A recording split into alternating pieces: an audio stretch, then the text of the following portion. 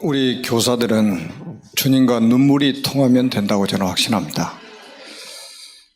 특별한 재능이 필요한 게 아니고 주님과 눈물이 소통되면 최고의 교사로 쓰임받게 될 것입니다. 오늘 이제 제목이 그 베레스의 계보입니다.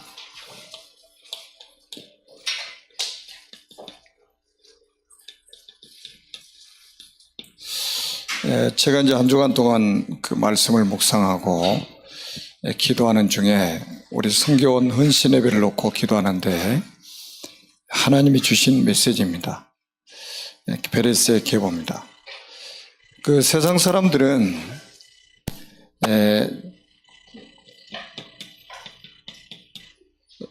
성실하게 사는 것을 원하죠. 그리고 성실한 사람을 좋아합니다. 그리고 성실한 사람으로 키우려고 하죠. 또 어떤 사람은 굉장히 정직하게 사는 사람도 있습니다. 그리고 사람들이 정직하게 살아가기를 원하고 또 정직한 교육을 시키려고 합니다. 또 어떤 사람은 항상 좋은 일을 많이 합니다. 그리고 좋은 일 하라고 가르치고 이렇게 교육을 시키죠. 또 어떤 사람은 성공해야 된다고 가르치고 교육을 합니다. 성공이 최고라고. 모든 교육이 이렇게 가고 있죠. 그래서 뭐 권력자가 되고 또 재벌이 되고 그래서 이제 성공자가 돼야 된다고 이렇게 생각을 해요. 참 좋은 것들이죠. 만약에 교회가 이런 거를 가르친다면 어떻게 될까요? 사단이 아주 좋아하겠죠. 그럼 저렇게 반대로 사는 게 좋은 일이냐? 그게 아니에요. 자꾸 복음을 오해하면 안 돼요. 여러분, 이 베레스를 통해서요, 정말로 우리가 복음이 뭔가를 이해를 해야 됩니다. 지금 기독교인들이 성경책 들고 살면서 복음 이해가 잘 안 돼요. 여러분들은 참 특별한 은총을 받은 사람들이죠. 복음이 이해되었다는 것이. 제가 늘 창세기 강의하면서 말씀드리지만 창세기 38장을 한번 보세요. 이게 지금 어떤 사건입니까? 며느리가 시아버지를 유혹해서 동침을 했어요. 이게 상식적으로 이게 납득이 가는 일입니까? 그래서 제가 전에도 말씀드렸죠. 항상 조용히 말씀하시는 할머니 집사님이 저를 찾아오셔가지고 하는 말씀이, 지금 이제 하늘나라 가셨습니다마는 조용하게 제 귀에다 대고, 목사님, 이런 회개망측한 사건을 왜 성경에다가 기록해놨냐고 그러더라고. 그 회개망측한 일이래요. 자, 복음이 이해가 안 되면 이 사건이 회개망측한 사건으로 끝나는 겁니다. 이거는 복음을 이해하는데 굉장히 중요한 거예요. 그러면 꼭 이렇게 살아야 복음이 이해된다는 말이 아니에요. 창세기 38장은 복음을 이해하는 데 아주 굉장히 중요합니다. 왜냐하면 율법적인 사람의 눈으로 보면 이거 당연히 맞아 죽어야 되고 당연히 불에 태워 죽여야 될 사람입니다. 맞잖아요. 윤리 도덕의 관점으로 이 담화를 보면 반드시 처벌을 받아야 마땅합니다. 이게 복음의 눈으로 보지 않으면 도저히 이해가 안 되는 사건입니다. 자, 그래서 제가 책에도 이렇게 썼는데요. 지금 21세기에 사는 우리에게 또 우리 교회에 이런 여자가 하나 앉아 있다고 생각해 봅시다. 오늘 21세기 교회가 이런 여자를 이해하고 수용할 수 있을까요? 저는 아마 여러분 빼놓고는 불가능할 것이라고 생각합니다. 수근수근하고 뒷담화를 해가지고 교회에 앉아있을 수 없도록 만들 것입니다. 그래서 교회에서 반드시 쫓아내고야 말 것입니다. 어떻게 며느리가 시아버지를 유혹해서 동침을 했느냐? 상식적으로 납득이 가지 않는 일이에요. 그래서 결국은 뭡니까? 임신을 하게 되고 결국은 출산을 하게 되죠. 자, 이 과정에서 여러분이 이미 다 아는 메시지이기 때문에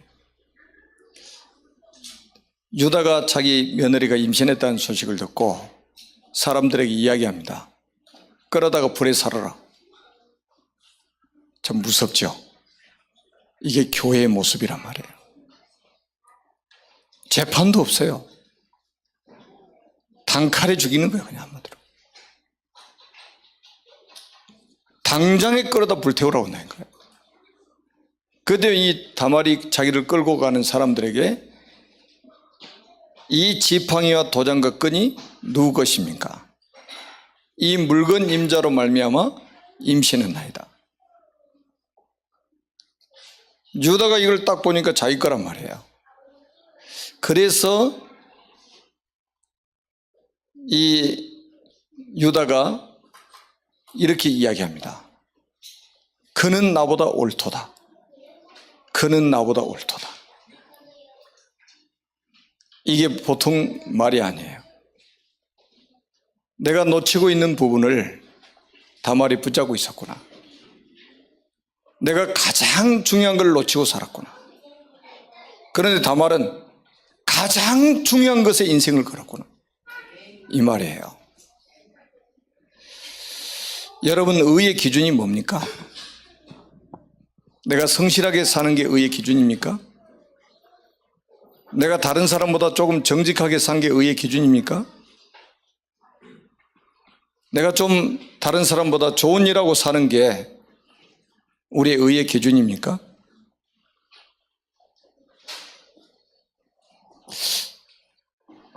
지금 우리가 어떤 싸움을 싸우고 있는지 아십니까? 우리가 지금 사람과의 싸움이 아니에요. 이 복음과 종교, 복음과 율법과의 싸움입니다. 시대마다 그렇게 왔어요. 치열한 싸움입니다. 사단은 좋은 것을 가지고 복음을 모르게 만들어요.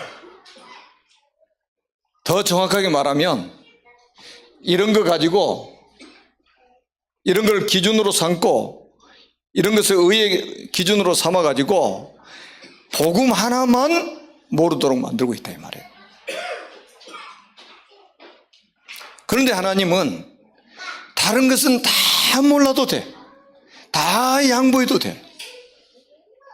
뭐만 해보고 하면 되냐? 복음만 해보고 하면 된다. 그 복음 안에 모든 것이 다 있는데 복음 하나만 해보고 하면 된다 이거예요. 우리가 이 축복 놓치면 안 돼요. 그는 나보다 옳도다. 이 말을 이해를 해야 된다.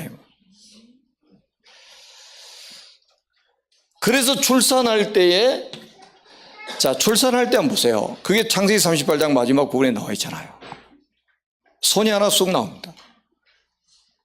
장자 표시를 해야 되기 때문에 홍색 실을 감았어요. 홍색 실을 감자마자 들어가 버립니다. 그리고 하나가 또 튀쳐나오는 거예요. 그래서 손에 보니까 홍색 실이 없어요. 어머니 배를 터치고 나왔다고 해서 이름을 베레스라 이렇게 표현합니다.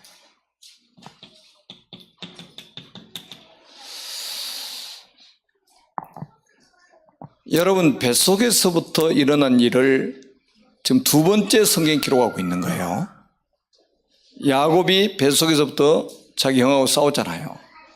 그리고 성경에 어쩌면 지구 생기고 두 번째 지금 사건입니다. 아니, 앞에서 나가는데 분명히 손까지 나왔는데 왜 다시 들어가 버리냐 이 말이에요. 그리고 나오는데 보니까 손에 홍식실이 없다 이 말이에요. 그래서 어머니 배를 터치고 나왔다. 배려했습니다. 뭐합니까 여기서 지금? 영적 전쟁을 하는 거예요. 우리가 육신 싸움이 아닙니다. 이게 육신 싸움이라고 보면 큰 오산입니다. 치열한 영적 전쟁을 하고 있는 거예요. 그냥 싸움이 아니에요. 전쟁입니다. 시대마다 이거를 하나님 보여주시는 거예요. 지금 지구상에 유엔에 등록된 나라가 237개 나라입니다. 그래서 우리는 나라가 많다라고 이렇게 생각합니다. 맞아요. 237개나 되는 나라가 있습니다. 성경은 그 나라에 대해서 이야기하는 게 아니에요. 하나님의 나라와 이 마귀의 나라, 두 나라의 싸움이에요. 성경은 두 나라의 싸움을 지금 이야기해 주고 있는 거예요. 야곱이 뱃속에 있을 때부터 말씀하셨잖아요. 네 뱃속에는 두 국민이 있다, 두 민족이 있다 그랬잖아요. 두 나라의 싸움이요. 하나님의 나라의 왕은 그리스도입니다. 사단의 나라의 왕은 사단이 왕이에요. 세상 임금. 여러분, 이게 왜 이런 일이 벌어졌느냐? 여러분, 요거 붙잡은 거예요. 창세기 4장 25절 이거 붙잡은 겁니다. 아벨 대신 다른 씨를 주셨다. 저는 솔직히 창세기 말씀을 묵상할 때마다 정말 너무 감사해요. 야, 어떻게 해서 저 비밀을 알게 됐냐 이 말이죠. 그것도 다말이 말이죠. 이 그리스도 언약을 어떻게 해서 알게 됐냐 이 말이죠. 이게 바로 뭡니까? 은혜란 말이죠. 어떻게 해서 우리가 이 시대에 이 그리스도의 비밀을 알았을까? 이게 은혜예요. 다시 말하면 지금 뭡니까? 다말이 뭐 했습니까? 오직 예수 한 거예요. 오직 예수. 오직 예수 한 거예요. 뭐 때문에? 씨 받으려고. 다시 말하면 그리스도 언약을 딱 붙잡았다 이 말. 그리스도 언약. 그래서요, 우리가 이제 복음을 이해하는 것이 가장 중요합니다. 인간으로 태어나면 가장 먼저 이해해야 될 게 복음입니다. 복음이에요. 그래서 예수님께서도 마태복음 16장 13절에서 20절에 뭐라고 말씀하셨어요? 질문하셨잖아요. 이 사람들이 인자를 누구라 하느냐? 너희는 나를 누구라 하느냐? 이렇게 질문하셨어요. 야, 너희들 돈 얼마나 벌어놨냐? 너희들 세상에 어떤 성공을 했느냐? 이렇게 묻지 않으시고 너희는 나를 누구라 하느냐? 그 말은 뭐예요? 너희가 복음을 제대로 이해하고 있느냐 이 말이에요. 지금. 왜 이 복음이 이해가 돼야 됩니까? 왜 복음이 이해가 돼야 돼요? 왜 오직 예수 해야 됩니까? 오늘 오전에도 말씀드렸던 것처럼 창세기 3장 문제를 해결할 수 있는 유일한 답이 그리스도이기 때문에 그러는 거예요. 그래서 그리스도 외에는 알지 아니하기로 작정한 사람이 바울입니다. 고린도전서 2장 2절에 말씀했잖아요. 그리스도의 십자가에 못 박힌 거에는 자랑하지 아니하기로 작정한 사람이 바울입니다. 갈라디아서 6장 14절. 저는 우리 교회 모든 성도님들이 저는 이 축복 속에 들어왔다고 저는 확신합니다. 복음을 이해한 제자. 복음을 이해한 제자. 복음이면 다입니다. 그 속에 다 있어요. 여러분 성경, 제가 그러죠. 신앙생활의 기준은 성경, 하나님 말씀이란 말이에요. 그 성경의 기준, 하나님의 말씀의 기준은 그리스도입니다. 그래서 그리스도 모르면 다 모르는 것이고 그리스도 알면 다 아는 것입니다. 그리스도 없으면 뭐 다 없는 것이고 그리스도가 있으면 다 있는 거예요. 그래서 복음 이해하는 것이 가장 중요합니다. 그래서 어떤 희생을 통해서도 하나님이 복음을 이해시키는 거예요. 여러분 이삭 사건 잘 아시잖아요. 이삭 사건. 모리아산에서 아버지가 결박을 해가지고 칼로 바로 잡으려고 그러잖아요. 평생에 잊을 수 없는 사건을 만든 거예요. 그래서 깨달은 게 뭐예요? 이삭 대신 수양입니다. 이삭 대신 수양. 이게 또 이런 말을 못 알아들으면요, 그는 제자 아니잖아요. 이삭 대신 수양이 무슨 말인지 모르고 어떻게 제자입니까? 나 대신 그리스도 아닙니까? 이거 깨닫게 만들어준 거예요. 왜 난지 8일 만에 할례를 하라고 했죠? 지금처럼 할례가 쉬운 게 아니란 말이에요. 그것도 돌칼로 표피를 베릴 때 얼마나 통증이 심하겠어요. 창세기 34장에 세겜 사람들이 할례받고 다 뻗어버린 거 아시죠? 조용히 가서 칼로 죽이는데도 꼼짝없이 당하는 거예요. 그렇게 고통스러운 할례를 왜 난지 8일 만에 하라고 그랬죠? 내 언약이 네 살에 있게 하라. 피 언약이 네 살에 있게 하라. 각인시키고 뿌리 내리고 체질화시켜라. 이거예요. 복음 이해하지 못한 사람 반드시 사단한테 당합니다. 왜냐하면 시대마다 이거 싸움입니다.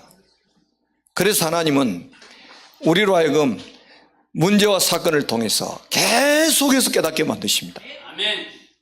복음이 이해되도록 만드는 거예요. 그래서 어느 정도 우리가 복음이 이해돼야 되냐. 여러분 골로새서 2장 2절에 그리스도는 하나님의 비밀이구나. 그리고 그 안에 지혜와 지식의 모든 보화가 감춰 있구나. 이거 깨달아야 돼요.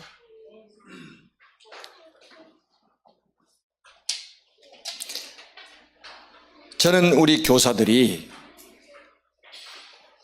우리 성교원 원아들에게 성실하게 살아라, 정직하게 살아라, 좋은 일만 골라서 해라, 그리고 너희들은 성공해야 된다, 이렇게 가르치는 선생님을 원하지 않습니다. 우리 성교원 아이들에게, 우리 교회 렘넌트들에게 이 복음을 이해시키는 것, 그리고 복음을 각인시키는 것, 이게 중요합니다. 어렸을 때 들어가는 건 평생 갑니다. 제가 말씀드렸잖아요. 저 어렸을 때 교회 다녔거든요. 초등학교 다니기 전부터. 제가 우리 큰형님 따라서 교회를 다녔는데, 우리 큰형님 집에 제가 일부러 지난주인가 일부러 제가 전화드리고 갔습니다. 제가 밥 사드리면서 좀 이야기를 했어요. 복음을 이제 이해를 시켜야 되잖아요. 그래서 제가 그랬어요. 제가 쓴 책을 읽어보셨냐고 그랬더니 못 읽어봤대. 안 그래도 지금 서점에 가서 몇 권 사려고 그러는데 지금 시간이 없어서 못 샀다고 하더라고. 그래서 제가 2권 선물을 드렸어요. 꼭 읽어보시라고. 저는 제가 썼다고 보지 않습니다. 하나님이 이 시대에 꼭 필요하기 때문에 하나님이 쓰게 하셨다고 저는 확신하거든요. 정말로 근본을 이해하는 데 굉장히 중요한 책이라고 저는 생각을 해요. 성경은 66권이 그리스도 이야기입니다. 그래서 그리스도가 이해되면 모든 것이 다 이해된 것이고, 그리스도를 알면 그게 최고의 고상한 지식이 되는 거예요. 우리 성교원 원아들에게 지금 우리 선생님들이 하는 이겁니다. 이거 매일 예배를 드리면서 각인시키고 찬양하면서 각인. 제가 언젠가부터요 성교원을 놓고 기도하는데, 우리 선생님들이 이제 미션을 주려고 하다 지금 계속 잃어먹고 안 줬는데요, 하루 종일 모든 일 하기 전에 찬양부터 해라. 찬양. 밥 먹기 전에 찬양하고, 공부하기 전에 찬양하고, 끝나면 찬양하고, 밥 먹고 찬양하고, 화장실 가면서 찬양하고. 이 노래로 각인시키는 게 가장 빠릅니다. 뭐 해라 이거 해라 지시하는 것보다 훨씬 빨라요. 밥 먹을 때 이런 찬양하는 거, 밥 먹고 나서 이런 찬양하는 거, 공부할 때는 이런 찬양하는 거. 그래서 완전히 찬양을 통해서요 복음이 완전 각인되도록 만들어버려요. 잠잠 꿈에서도 막 찬양이 나올 정도로 만들어버려야 됩니다. 제가 처음에 복음에 충격을 받아가지고 꿈에 메시지를 막 하는 거예요. 근데 우리 집사람이 진짜 제가 소리내서 하더래요. 자다가 얼마나 충격을 받았는지. 아멘 하려고 보니까 캄캄하지. 아멘 하려고 보니까 캄캄해요. 얼마나 충격을 받아버렸니. 꿈에 메시지 하는데 그게 밖으로 튀어나와요. 소리가 그냥 나오는 거예요. 복음 이해시키세요. 최고의 교사입니다. 이거 안 된 상태에 성공한다? 이거 안 되고 성실하게 살고 정직하게 산다? 죽도록 고생입니다. 이것 때문에 우리가 저렇게 살아야 돼요. 아멘? 복음 때문에 저렇게 살아야 된다니까요. 저것 때문에 복음이 필요한 게 아니에요. 복음 때문에 우리가 이렇게 살아야 되는 거예요. 저는 수단에 불과해요. 우리가 수준 있게 복음을 전해야 되기 때문에. 그리고 두 번째는 우리가 뭐를 이해해야 되냐, 렘넌트를 이해를 해야 됩니다. 렘넌트 이해가 돼야 돼요. 오늘 우리가 눕기 4장 18절에서 22절 한번 보세요. 제일 먼저 나오는 이름이 뭡니까? 베레스입니다. 베레스예요. 베레스가 누구의 아들입니까? 다말의 아들입니다. 여러분, 이 눕기가 얼마나 중요한 줄 아십니까? 눕기 앞에는 사사기가 있어요. 눕기 뒤에는 사무엘상이 있습니다. 뭘 의미할 것 같아요? 사사기는 영적 혼돈 시대입니다. 왜 영적 혼돈 시대가 왔느냐? 자기 소견대로 살아요. 그 말은 성경 들고 있는 사람들이 전부 창세기 3장으로 다시 돌아가 버린 거예요. 나 중심으로 사는 거예요. 자기 소견대로. 그래서 영적으로 엄청난 혼란 시대를 맞이하게 되는 거예요. 그리고 사무엘상은 뭡니까? 상은 하나님의 새로운 역사가 시작되는 출발입니다. 그럼 그 가운데 눕기가 있어요. 이 눕기가 왜 중요하겠어요? 영적 혼돈 시대를 끝내고 하나님의 새로운 역사를 이루어갈 제자, 렘넌트 세우는 것입니다. 그게 눕기예요. 여러분, 사사기가 21장까지 있는데 350년의 이스라엘 역사입니다. 350년의 역사를 사사기 21장에 담아놓은 거예요. 계속 그 사이클이 뭡니까? 이스라엘 백성들이 멸망당하는 거예요. 왜 멸망당했냐? 자기 소견대로. 다시 말하면 이 창세기 3장으로 다시 회귀하는 거예요. 회귀. 무섭습니다.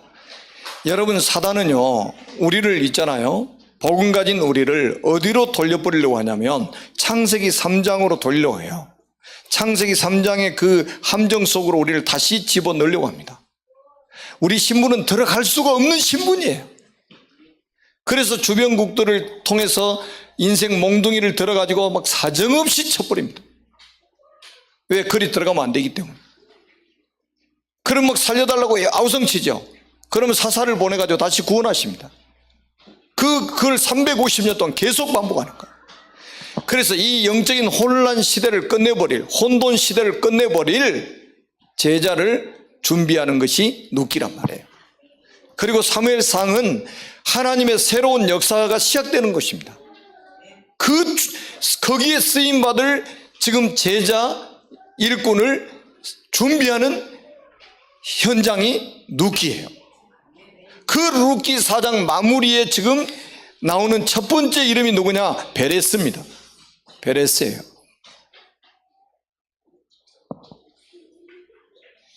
베레스가 다말의 아들인데요, 가계부가 복잡해요. 예, 며느리가 시아버지하고 동침에 나왔기 때문에 호적을 어떻게 올려야 될지 내가 좀 걱정이 되더라고요. 호적을 어떻게 올려야 되나. 아버지 이름 밑에다 올려야 되나, 며느리 다말 밑으로 올려야 되나, 이게 좀 애매한 거예요 지금. 자, 이런 환경 속에 지금 렘넌트가 태어났단 말이에요 지금.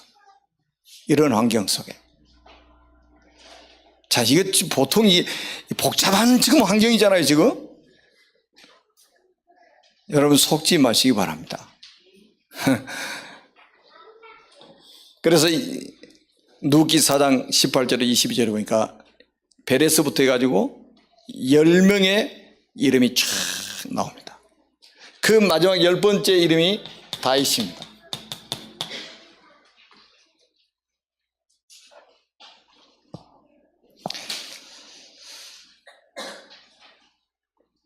이 사람이 보세요. 베레스부터 다윗까지 약 1000년, 약 1000년입니다. 1000년.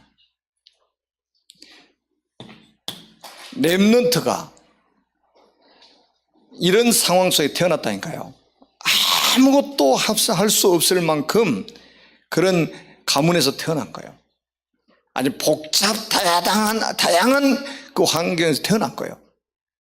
도대체 저런 집안에서 어떻게 시대 살 렘넌트가 날 것이냐 할 정도로 이상한 가문에서 지금 태어난 겁니다. 이래서 사람들이 속아요.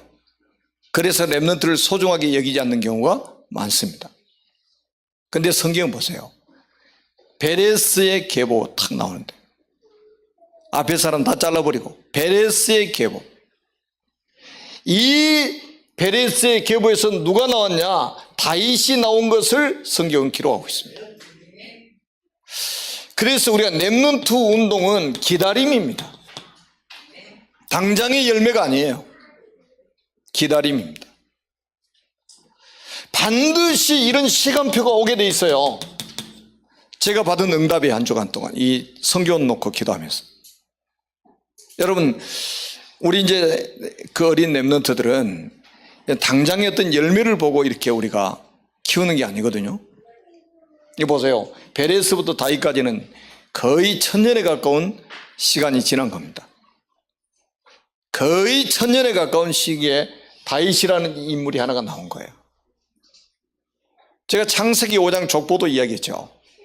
아담 이후에 10대 누가 나왔냐? 노아가 나왔습니다. 그것도 약 1000년 만에 나온 인물이에요.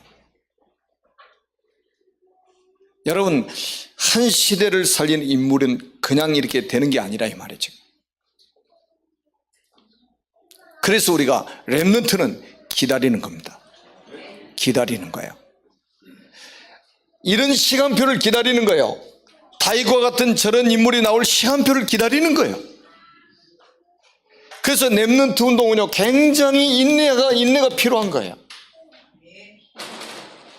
당장의 열매를 바라보는, 당장이 지쳐버립니다.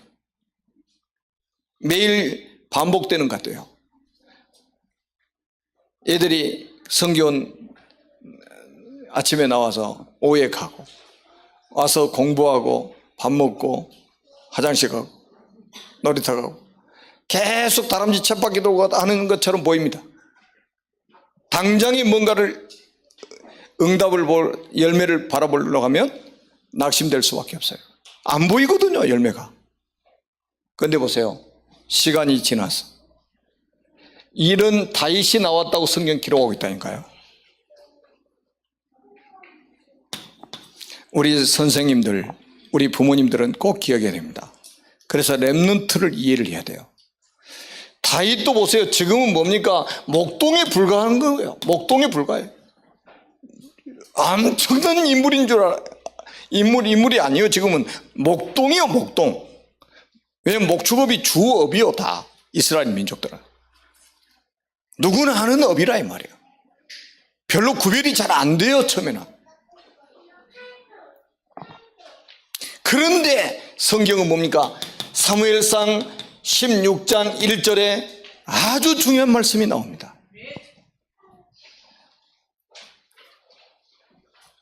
사무엘아, 기름불병을 가지고 이세 집으로 가라. 내가 그의 집에서 한 왕을 보았느니라. 여러분, 하나님은 왕이 될 렘넌트를 준비해 놓고 계신 거예요.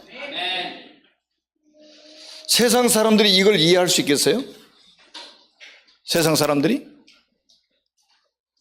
여러분 다윗의 위의 족보를 한번 살펴보세요. 자랑할 만한 족보가 아니에요. 부끄러워서 좀 이렇게 숨겨놓고 싶은 족보요. 막 사람들 만나면 뭐 옛날에 자기 가문이 뭐 영의정이 있었고 뭐 자의정이 있었고 뭐 어떤 학자가 있었고 어떤 장군이 있었고 오만때만 족보 막 다 뒤져가지고요 자랑하고 막 그러는데요.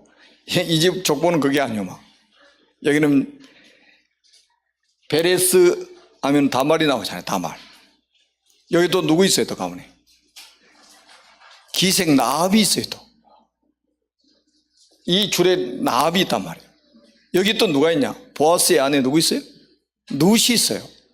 모압 여인, 이방 여인 룻이 있어요.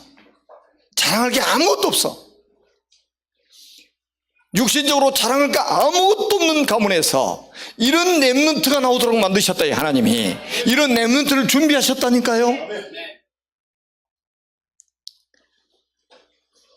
여러분 우리 성경을 보세요. 시설이 와서 보면 창고 같은 창고 저런 창고 찾기도 힘들어요. 요즘에 조립식 건물들 얼마나 잘 지어놨는지 몰라요. 속으면 안 됩니다. 저는 이 말씀이요 정말로 제 가슴 속에 담았어요. 그의 집에서 한 왕을 보았느니라. 목동을 보신 게 아니고 한 왕을 보셨다고 분명히 하나님께서 말씀하신 거예요. 저는 신앙생활의 기준을 하나님 말씀으로 딱 잡았어요. 제가 청년 때 은혜를 딱 받고 나니까 제가 말씀대로 살지는 못하지만 하나님 말씀이 100% 믿어졌어요. 그래서 저는 사람 말은 참고합니다. 하나님 말씀이 내 삶의 유일무이한 법칙이에요. 살지는 못합니다. 어떤 사람이 하나님 말씀대로 사는 사람이 있습니까? 사도들은 하나님 말씀대로 살았습니까? 구약의 선지자들이 하나님 말씀대로 살았습니까? 아무도 없습니다. 그러나 우리의 신앙관이 확실해야 돼요. 하나님 말씀이 내 신앙생활의 기준이다. 그리고 성경 하나님 말씀의 기준은 그리스도. 이거 딱 돼야 돼요. 그래서 다윗을 통해서 하나님이 한 시대를 살리는 이런 축복을 받게 만드신 거예요.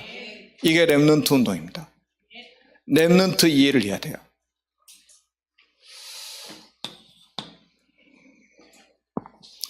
우리가 속으면 안 돼요. 그래서 우리가 지금 이제 성경을 하고 또 제가 오전에도 지금 유치부 예배를 드리는 데를 잠깐 들어갔다 왔어요. 그리고 제가 가끔 유치부 설교한 거를 영상으로 봅니다. 우리 선생님들이 기도하면서 참 애쓰고 있다는 것을 제가 확인하죠. 이슬비에 옷이 적신다고 하는 것처럼 계속 메시지를 이 복음을 아이들에게 선포하면요 그 영혼이 복음으로 계속 젖어 들어갑니다. 이게 10년 20년 계속 복음으로 젖어 들어가면 어떻게 되겠어요? 각인 뿌리 체질로 완전히 바뀌게 돼 있습니다. 그래야 이런 축복을 받아요. 한 시대를 살리는 응답을 받게 됩니다. 우리 렘넌트들이. 이런 다윗과 같은 인물이 아직까지 나온 적이 없을 만큼 응답 받아버린 거예요. 베레스 계보에서 이런 인물이 나온 거예요. 여러분 세 번째는 뭡니까? 우리가 또 이해해야 될 게 뭡니까? 전도 선교를 이해를 해야 됩니다. 여러분 마태복음 1장 1절에서 16절 한번 보세요. 이 족보가 계속 이어집니다. 이 사건을 지금 계속 놓고 제가 지금 메시지하고 있는 거예요. 베레스의 계보를 통해서 누가 오셨느냐? 그리스도가 오셨어요. 베레스의 계보를 통해서 그리스도가 오셨다니까요. 유다는 다말에게서 베레스와 세라를 낳고 베레스는 헤스론을 낳고 세라가 빠져버렸어요. 그리고 1장 16절에 보니까 마리아에게서 그리스도라 칭하는 예수가 나시니라. 그리스도이신 예수가 오셨다 이 말이에요. 놀랍지 않아요?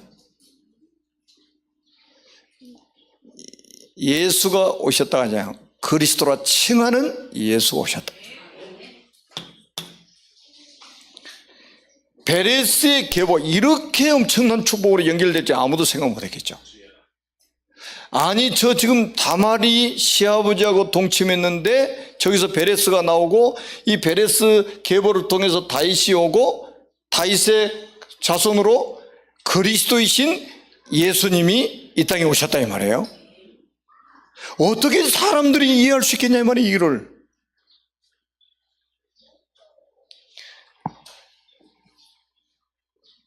그래서 오늘 본문에도, 오늘 오전에도 요한복음 11장 49절에서 52절에 대제사장 가야바 이야기를 했죠, 제가. 야, 저는 한 주간 동안요 11장을 계속 들으면서요 정말로 감사했어요. 첫째는 모든 유대인들은 예수를 죽이려고 하는데 성령의 감동 감화를 받은 대제사장 가야바는 한 사람이 백성을 위해 죽음으로 온 백성이 망하지 않게 되는 것이 유익한 줄을 너희들이 왜 모르냐 이 말이에요. 그러면서 그 해석이 나오는데 예수께서 그 백성을 위하여 죽으신다 이 말이에요. 그 백성을 위하여, 그 민족을 위하여. 이게 전도의 축복 아니에요? 민족 살리는 전도. 하나님이 십자가에, 그리스도가 십자가에 죽으시는 건 뭐예요? 그리스도 일을 하시는 거잖아요. 그리스도의 일을 통해서 자기 민족을 살리신다. 유대인들을 살리시겠다. 그리고 뭡니까? 그 백성, 그 민족만 위할 뿐 아니라 흩어진 하나님의 자녀들을 모아서 하나가 되게 하려 하십니다. 여러분, 이거는 전도 선교의 비밀이 여기 담겨 있는 거예요. 그리스도는 한 민족을 위해서 죽으신 게 아니라 전 세계에 흩어진 하나님의 자녀들을 모아서 하나가 되게 하시려고 죽으신 것이다. 그래서 그리스도의 죽으심은 유익한 것이 아니냐. 여러분, 그리스도라는 단어는 뭐예요? 그리스도 하면은 십자가 딱 연결이 돼야 되는 거예요. 왜? 그리스도의 일을 십자가에 사셨기 때문에 그래요. 그래서 예수님이 부활하셔가지고 뭐라고 말씀하셨습니까? 너희는 가서 모든 민족을 제자로 삼아라. 온 천하에 다니며 만민에게 복음을 전파하라. 땅끝까지 이르러 내 증인이 되리라. 아멘. 부활하신 주님이 제자들에게 하신 명령이에요. 왜냐? 내가 너희 민족을 구원하시려고 십자가에서 그리스도 일을 하셨지 않느냐? 내가 흩어진 하나님의 백성들을 모아서 하나가 되게 하려고 십자가에 죽은 거 아니냐? 이거는 한 민족의 종교가 아니야, 이거. 나는 한 민족을 위해서 온 게 아니라 이 말이에요. 전 세계에 흩어진 하나님의 자녀를 모아서 하나가 되게 하려고 죽은 것이다. 그 말씀에 성취시키시려고 제자들을 불러가지고 모든 민족을 가서 제자로 삼아라. 만민에게 가서 복음을 전해라. 땅 끝까지 내 증인이다. 그 말이 뭐 흩어진 하나님의 자녀들을 모으기 위해서, 그래서 하나가 되게 하기 위해서. 이게 교회의 비밀이에요. 흩어진 하나님의 자녀들을 모아서 하나가 되게 하는 것이 교회의 비밀입니다. 그래서 교회가 얼마나 중요한지 아십니까? 청와대는 없어도 되지만 교회는 없으면 큰일 납니다. 저 국회는 없어도 돼요. 그런데 교회는 없으면 안 됩니다. 그래서 예수님이 그랬잖아요. 내가 이 반석 위에 내 교회를 세우리니 그랬단 말이에요. 음부의 권세가 이기지 못할 것이고 내가 내게 천국 열쇠를 준다. 교회에다 주신 축복입니다.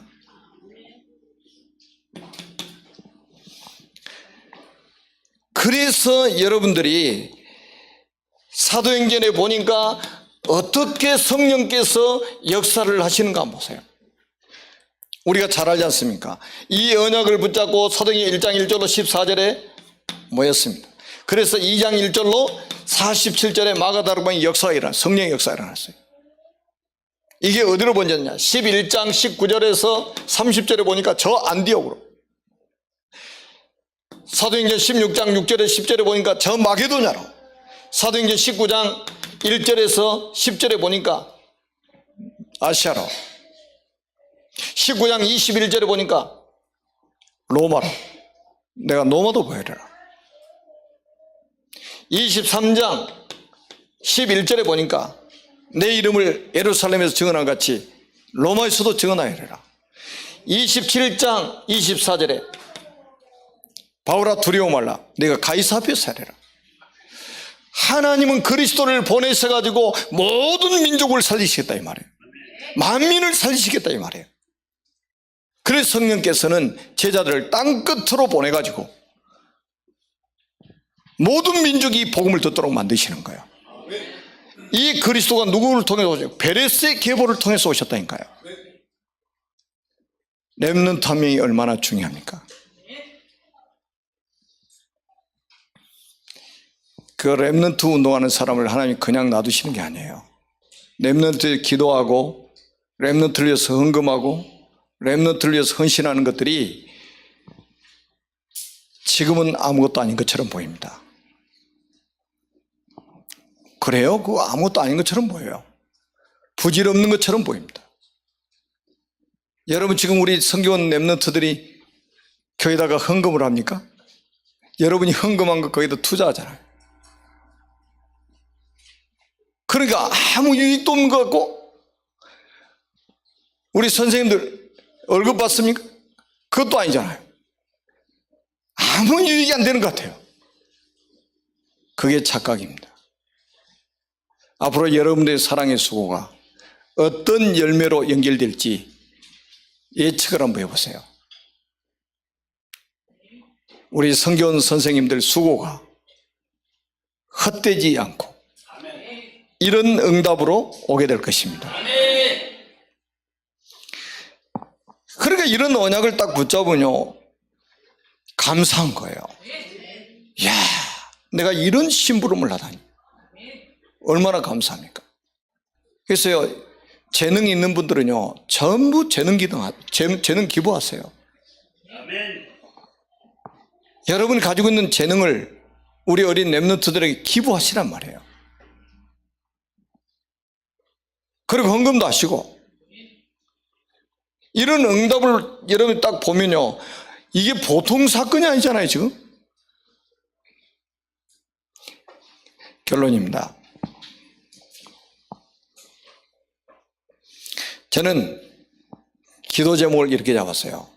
우리 성교원 교사들이, 우리 성교원 원아들의 부모님들이, 우리 교회 유치부 또 렘넌트의 부모님과 교사들이 다말같이 언약이 확실한 사람이 되는 것이 제 기도 제목입니다.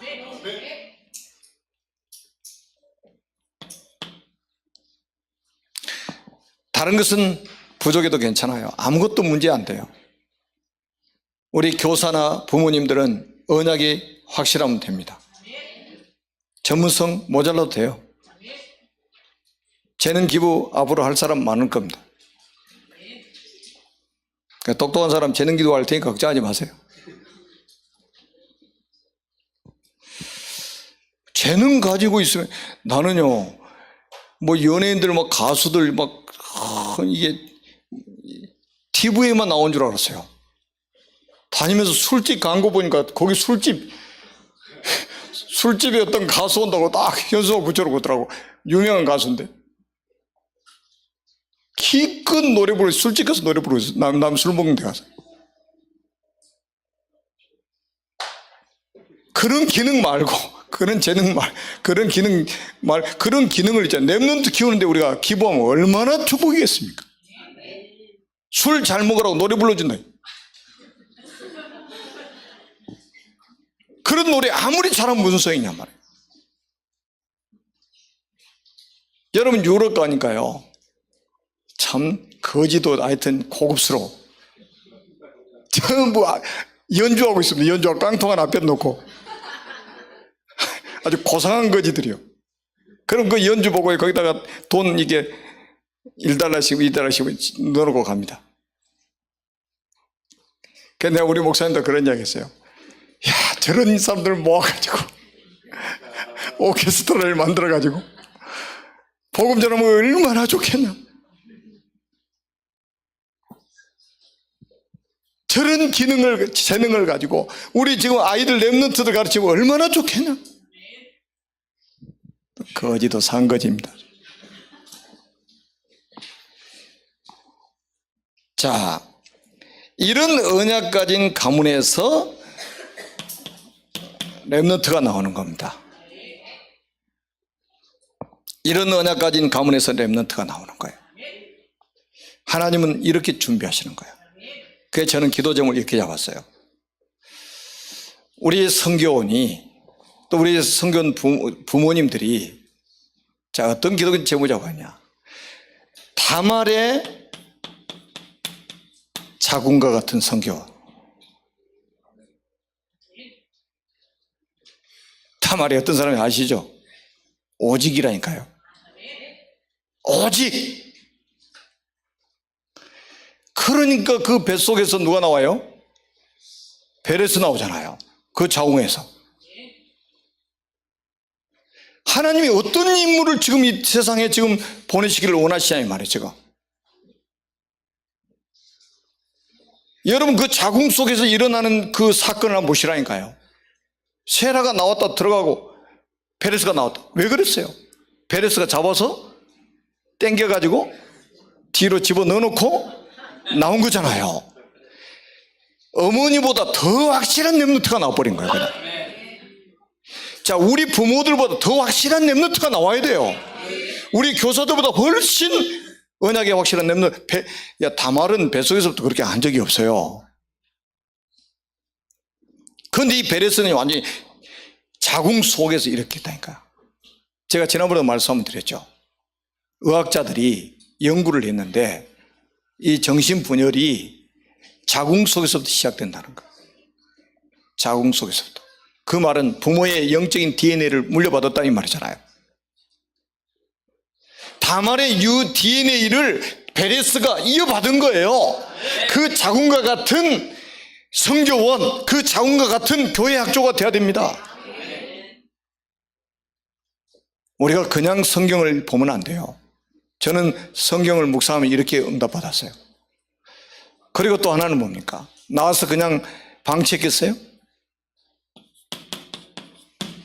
젖을 먹이면서 얼마나 언약을 전달했겠습니까? 한매체게 전달했겠죠. 젖을 먹으면서 언약 전달했던 이 다말의 품과 같은 그런 성교원 돼야 됩니다. 지금 우리나라의 어린이집, 유치원 얼마나 많습니까? 지금 성교는 거의 없어졌지만 어린이집, 유치원은 엄청나게 초등학교만 7,000개고 중고등학교가 5,500개고 대학이 400개입니다. 이런 어린이집이 있을까요? 이런 유치원이 있을까요? 없어요. 유일한 축복을 받는 거예요. 여러분 자부심 가지세요. 여러분들의 상급은 천국에서 준비되어 있습니다. 이 땅에서 상급 받으려고 생각하지 마세요. 하나님의 나라에서 하나님 상급을 준비해 놓고 계십니다. 영원한 상급이요, 영원한 면류관을 하나님이 허락하실 것입니다. 기도하겠습니다. 살아계신 하나님 아버지 은혜를 감사합니다. 오늘 우리 성교원 은신 예배에 하나님께서 말씀 주시니 감사합니다. 우리 성교원 선생님들에게 이 언약을 주심을 감사합니다. 우리 선생님들이 이 언약 붙잡고 정말로 이 천하보다 귀한 렘넌트 키우는 일에 마음껏 헌신할 수 있도록 무한한 오력을 회복시켜 주옵소서. 왕이 될 렘넌트, 왕을 상대할 렘넌트들이 우리 성교원에서 또 교회 학교에서 일어나게 주옵소서. 만왕의 왕이신 예수 그리스도 이름으로 간절히 축복하며 기도드립니다. 아멘.